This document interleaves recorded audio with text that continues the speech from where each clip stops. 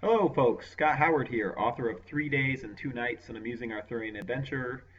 New novel being published, due for release in July of 2016 by the Piedmont Journal of Poetry and Fiction.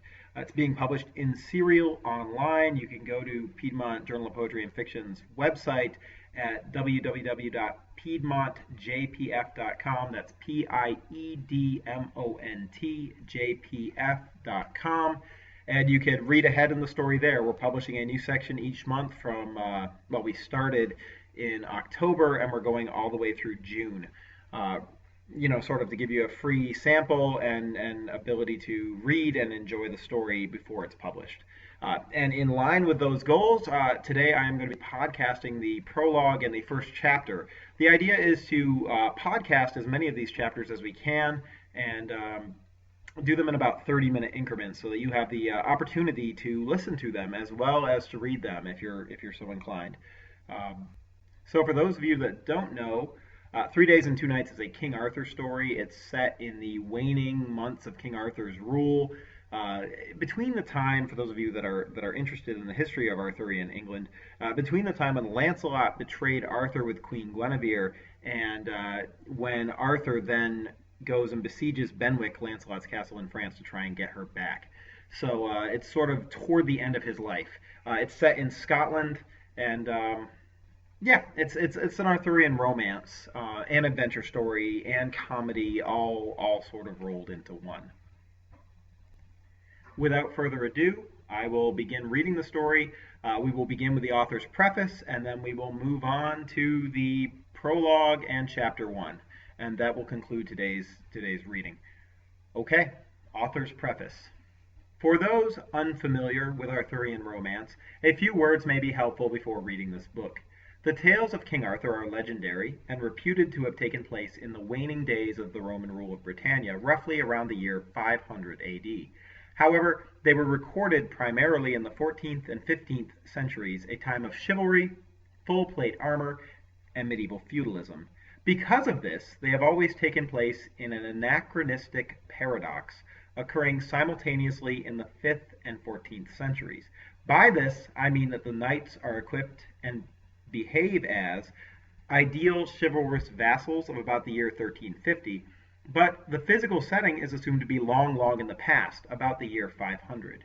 It would be analogous to retelling the story of William the Conqueror using actors equipped with modern military technology and openly referencing any historical event between 1066 and today whenever it was pertinent to the theme or plot. I have exerted every effort to maintain this paradox that is foundational to the genre. And with that, I ask you to draw your swords, consult your maps, and let your imagination lead you where it will. 3 Days and 2 Nights, an amusing Arthurian adventure, by Scott Davis Howard, prologue.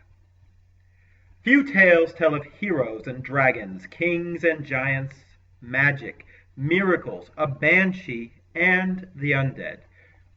Fewer still are those told with the skill to evoke tears of sorrow and induce those of laughter.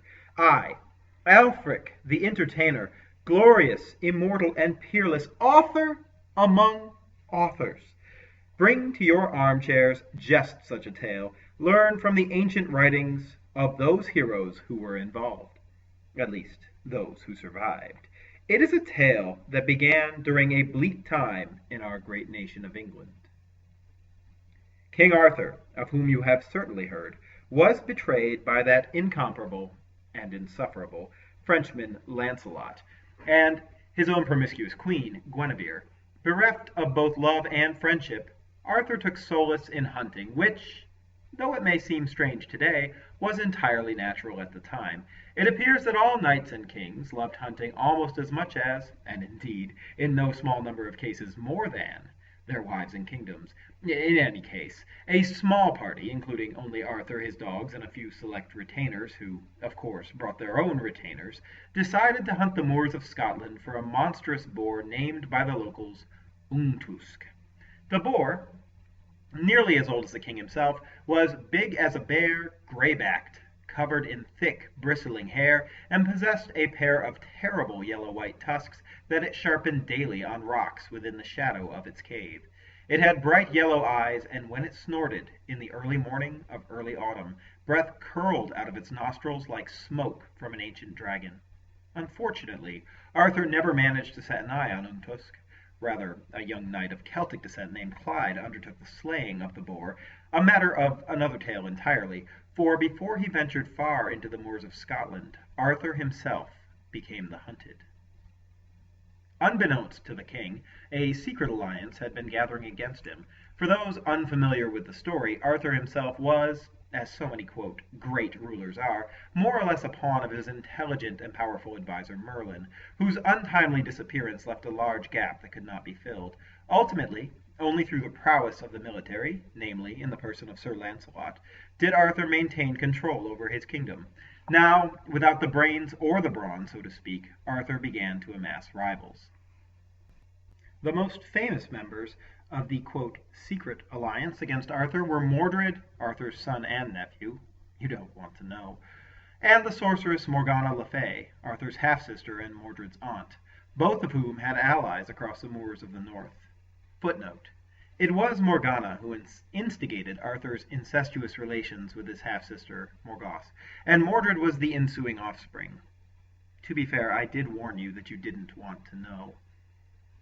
Mordred had the sworn alliance of a minor lord named Malastare and of an aspiring warlock who called himself Rabordath, while Morgana Le Fay had done a favor for the local banshee, who haunted the area with her legion of skeletal minions, literally a legion, the remnants of 2 cohorts of a Roman army from the time of Hadrian. This alliance decided to take advantage of Arthur's exposed position and capture him on the hunt. Perhaps before I get into the battle and Arthur's hopeless stand on the foggy moors, a bit of information on these 3 local figures would be in order. Malastare, the bastard son of Sir Malagant, was one of the more competent and ambitious servants of Mordred, tall, swart, and skeletal, possessing a type of physical strength that can only be termed sinewy, and a type of canine cunning that is best labeled lethal. He had, if anything, an inflated idea of his importance. When drunk or possessing time for self-indulgence, he wrapped himself in wolf skins, smiled vaingloriously, stroked his long blonde mustache, and dwelled upon the events of his life, thinking of himself, not entirely incorrectly, as a powerful villain in some troubadour's romance, one whose arrival in the song is always heralded by a few menacing and low notes of the viol. Arthur granted Malastare lands in the north because of his capability to crush the constant rebellions of the local population, combat and tactics being 2 of the skills at which Malastare excelled. If Arthur had a gift, it was in delegating authority to people of ability, a valuable trait in a ruler, but almost completely negated by the king's utter failure as a judge of character. All he ever succeeded in doing was appointing enemies to the positions for which they were most suited, and from which they could do him the most harm.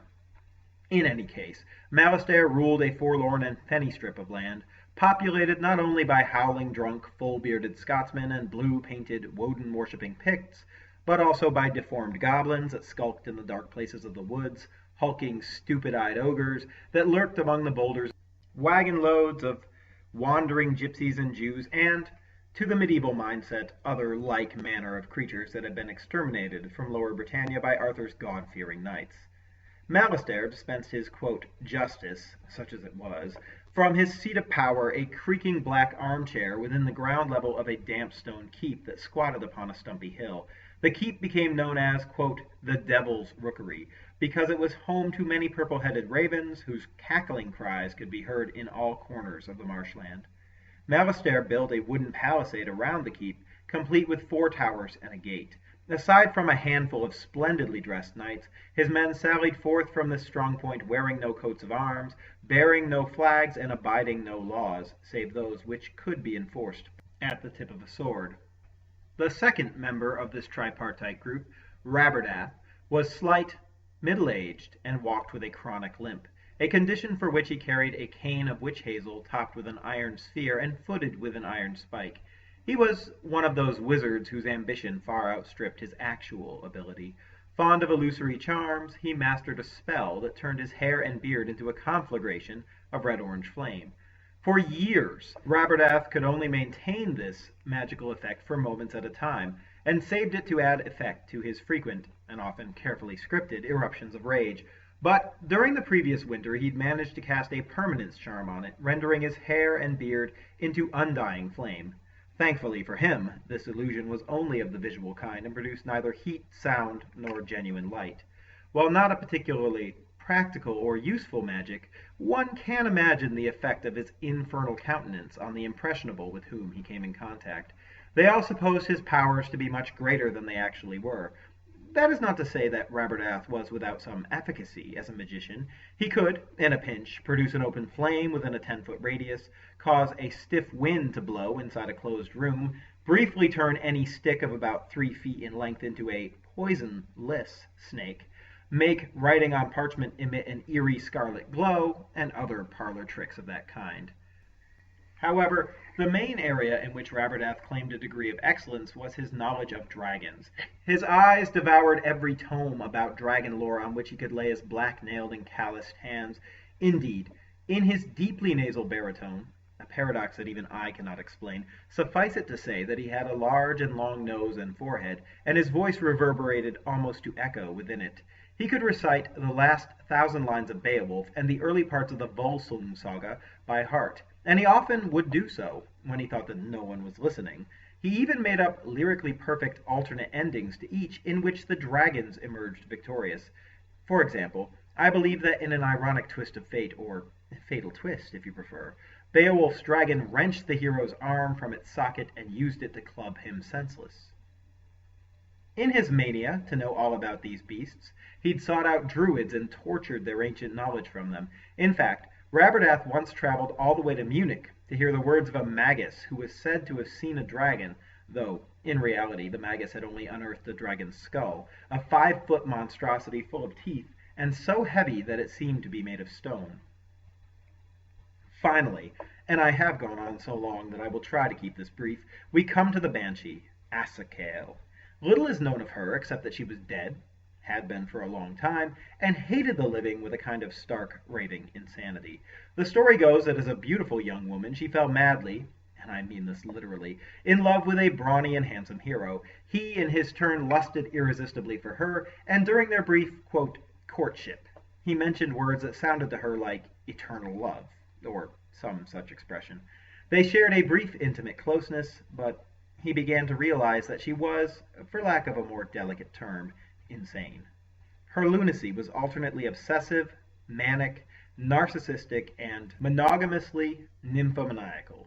These traits benefited the romance for about a month, and then the warrior, being a hero and possessed with an innate knowledge of the world, realized that she really was a bit of a monster. Therefore he took her to a, quote, romantic spot beside a peat bog, where, as he told her, he planned to ravish her. He tied her arms and legs to heavy rocks. This excited her. And then, instead of ravishing her, composedly lifted her, rocks and all, with a feat of superhuman strength, and plopped the whole bundle into a deep pool of thick brown peat. There, while her undying hatred kept her soul alive, she waited, thrashing occasionally, for the acid of the bog to eat through the thick hemp, which happened gradually over about 1,000 years. After her escape, she wandered the moors by night, frequently overcome by anguish and screeching her keening lament, a demon woman bewailing the loss of her lover in agony and wrath. She came to exist as a composite of hate, rage, and sorrow. Her one momentary joy, like the joy of smashing something fragile in a fit of fury, complete with the almost instantaneous regret, was to slay the living.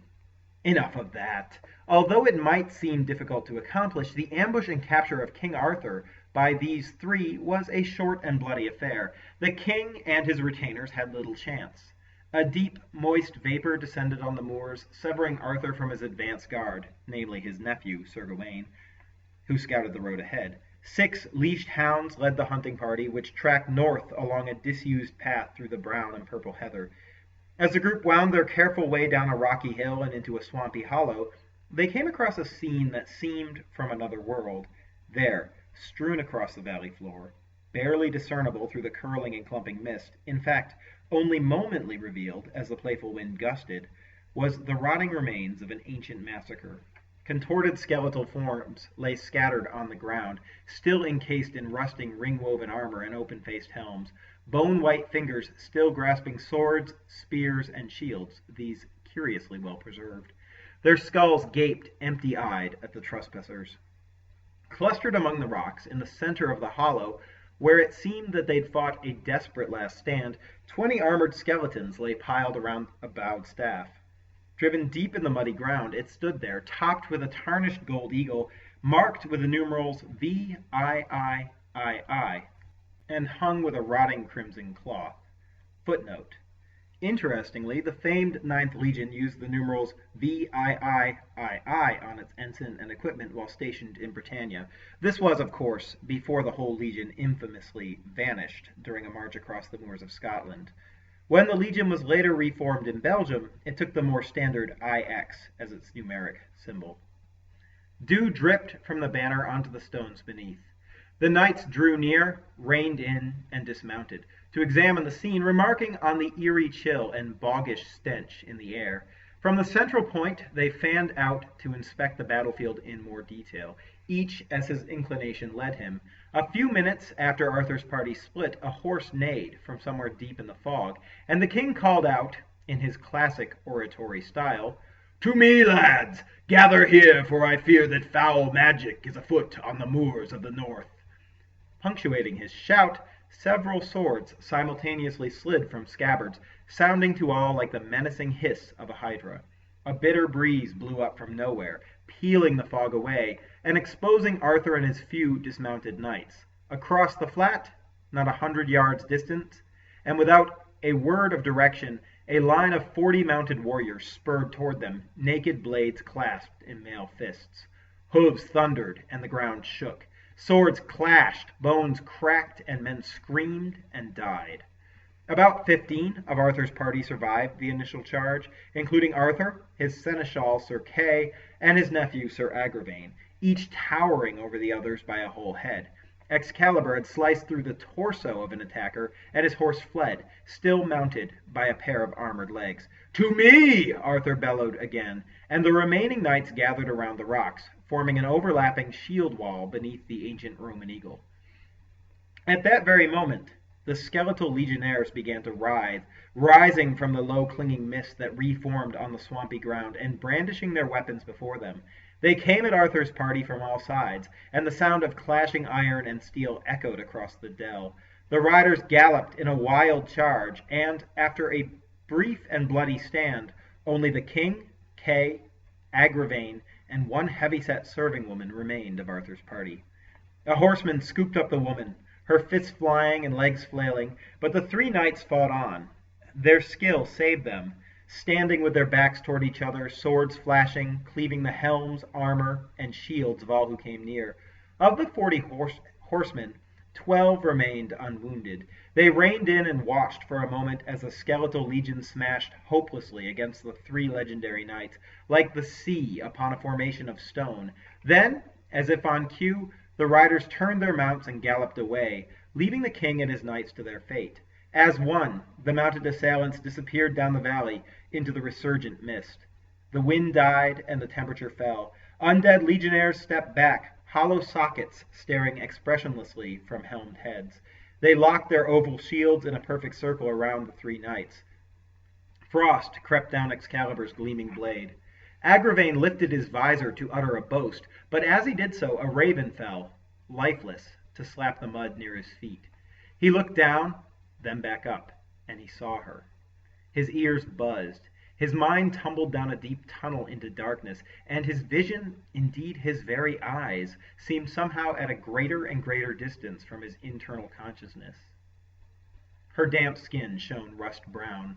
The balls of her eyes were russet and half eaten away. Her hair was bleached to an orange red, and her emaciated body looked like a hanging sack around her bones.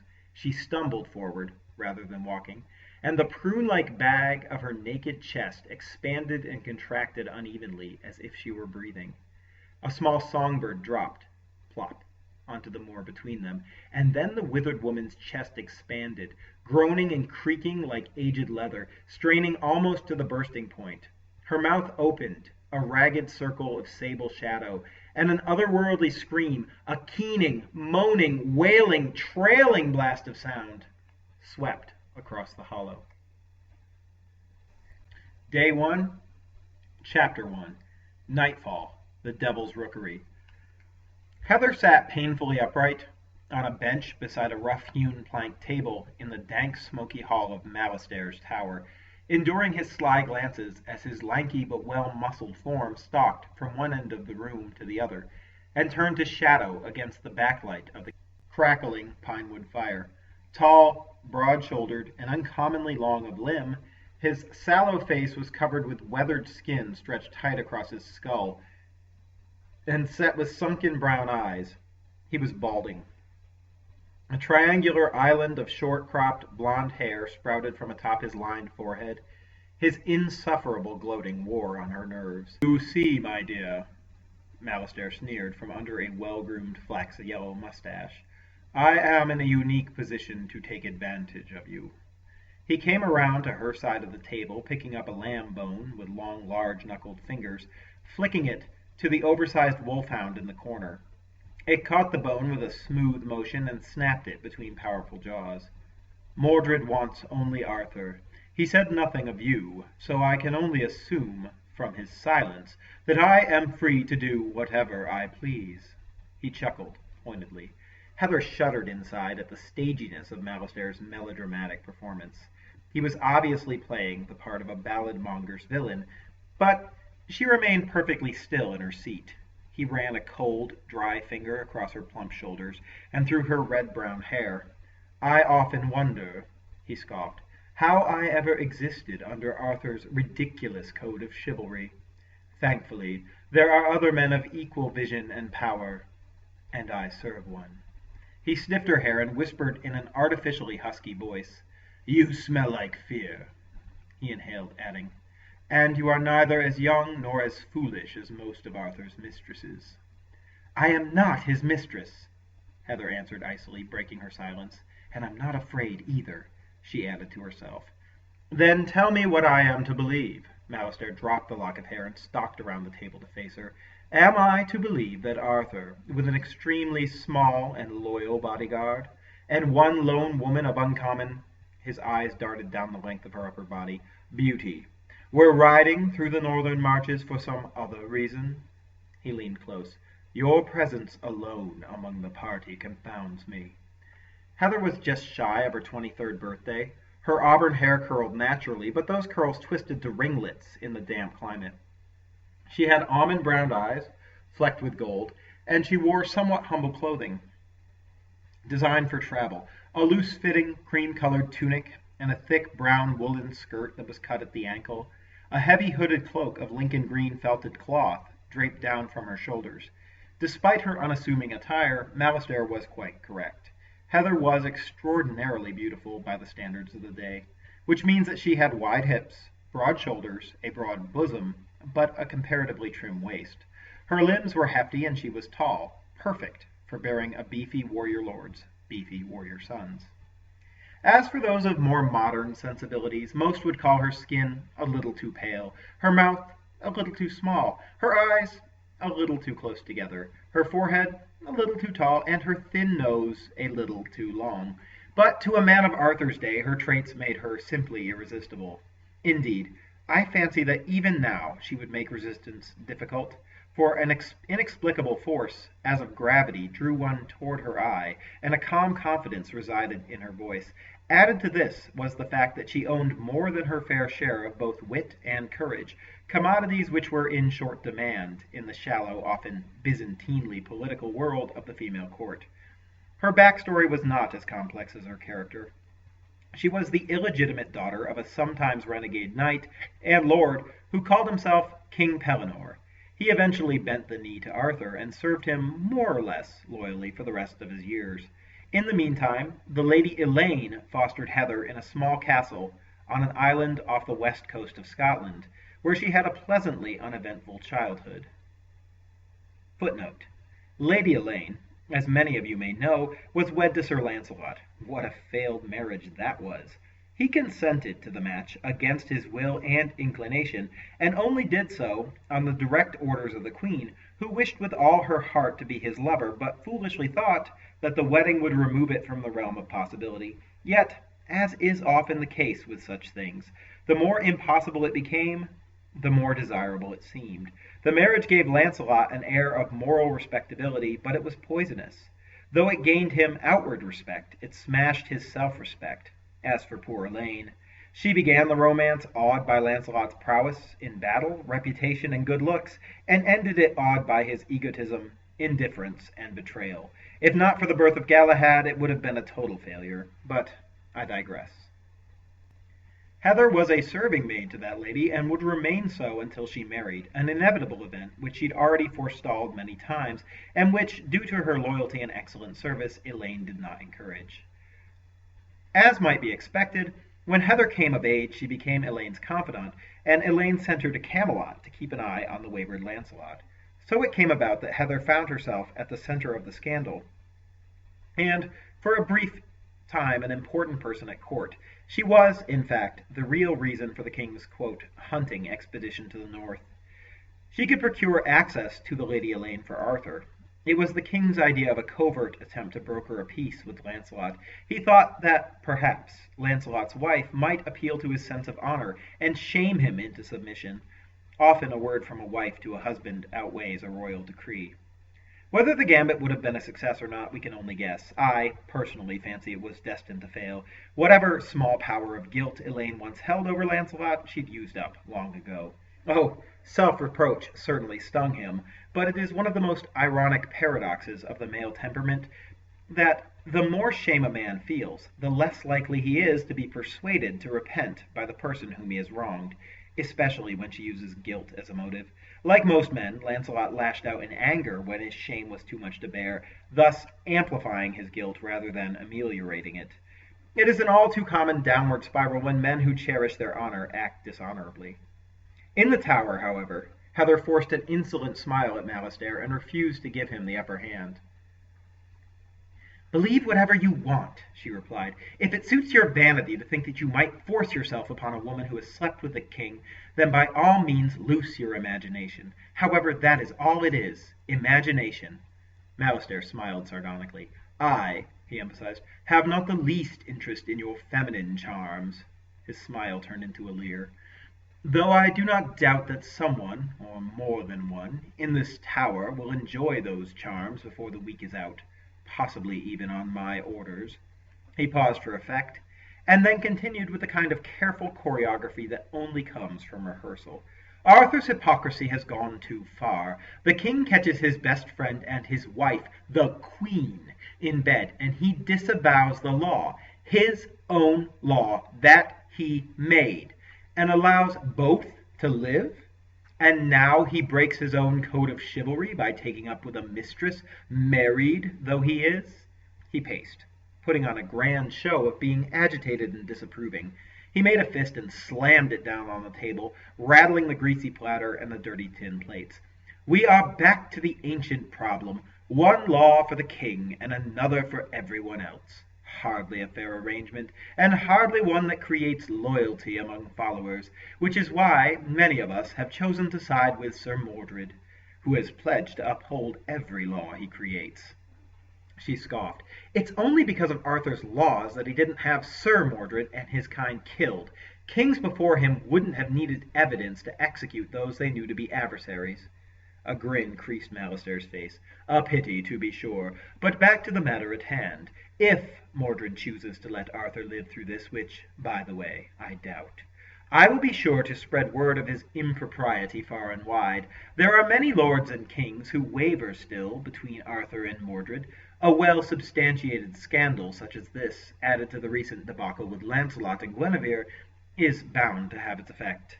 He paused, then added, "Unless you can provide me with some other reason for your little excursion." "We were hunting wild boar," she said at last. "Obviously, that is the reason we had bows and spears and dogs." "You're lying," Malastair responded. "Boars live in the forest. You were crossing the moors, and no one takes a lady on a boar hunt." She leveled a stare at him. "Do you really think that Mordred will reward you for this?" she asked. "Like as not, he'll accuse you of the king's murder, and then behead you to cast himself as a righteous hero. Even if he does reward you today, he'll mark you as a future threat, and you'll find yourself disgraced or dead soon enough.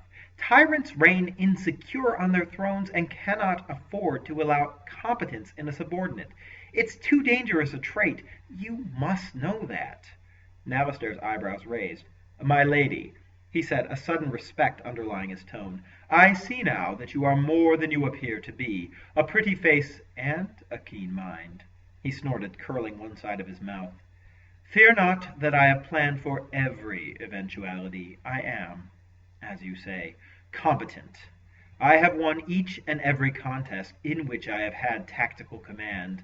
Planning, you see. Careful planning is my forte. Plan all you want, Heather responded.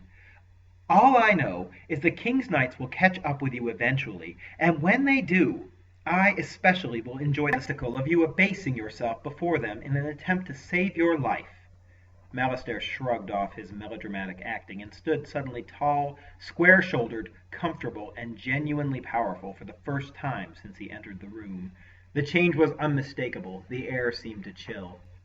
I am man enough to face any of Arthur's knights, and warrior enough to best all but 2 or 3 from the Table Round, he said, with a kind of offhand confidence in his ability that only comes through skill. He rubbed a long-fingered hand across his close-cropped brown hair. However, we aren't talking about my life here, or even yours. Malister turned to face the fire, warming his hands. A pine log popped, sending skittering sparks across the floor. We are talking about your future treatment in this tower, and whether I choose to show you proper hospitality, or choose, instead, to have my men show you there. Hospitality. Sudden harshness hardened his tone. I ask again, why are you here? It won't work, you know, Heather replied conversationally, ignoring the threat. Malister turned to face her. Oh, it won't, will it? No, she answered, returning to her previous topic. Begging for mercy never works on Arthur's knights, not when you're guilty. My only question for you is what manner of execution you prefer. Burning alive, hanging, the headman? Malister interrupted, his voice serpentine. I am awaiting an answer to my question, mistress. She sat upright, a smile passed her lips. And I am awaiting one to mine. His eyes narrowed, and then, without warning, he slapped her full across the face. She recoiled, and her chair began to tip backward. He caught it, righting her. I will deal with you soon, he whispered. Insolence only arouses in me an interest in digging to the truth. I will have one of my best men pay you a visit. Slowly, passionlessly, he touched his dry lips to her forehead and inhaled. His nose pressed against her hair. His flaxen mustache scratched her skin. She leaned back, turning her head in genuine disgust. Young women always smell so much finer than the air here, he whispered, wedged as I am between the moors and a stagnant swamp, and, in my varied experience, I've found that the perspiration of different emotions produces distinctly different scents. Apprehension is, by far, my favorite. Thank you. He stood. A smirk flickered across his face. Guards, he shouted, take the fair mistress to my room. Stand by the door and call Girth Stoneface up from the dungeon. Have him bring his tools. I will arrive presently. Malister gave her a significant look, then turned back to the guard. In the meantime, I have a letter to dictate. Fetch my scribe, best rider, and fastest horse. And that brings our first reading to a close. Again, my name is Scott Howard. I'm the author of the book. It's titled 3 Days and 2 Nights, An Amusing Arthurian Adventure, and it's being published by the Piedmont Journal of Poetry and Fiction at www.piedmontjpf.com. Feel free to go online. We've published more than I've read today, and we're continuing to publish a new section each month from now until June, at which point we'll pull it all off the internet, and then we'll start selling the actual paper book on Amazon. I hope you enjoyed the reading, and I will post more as time permits whenever I get the chance. Thank you very much, and have a good rest of your day.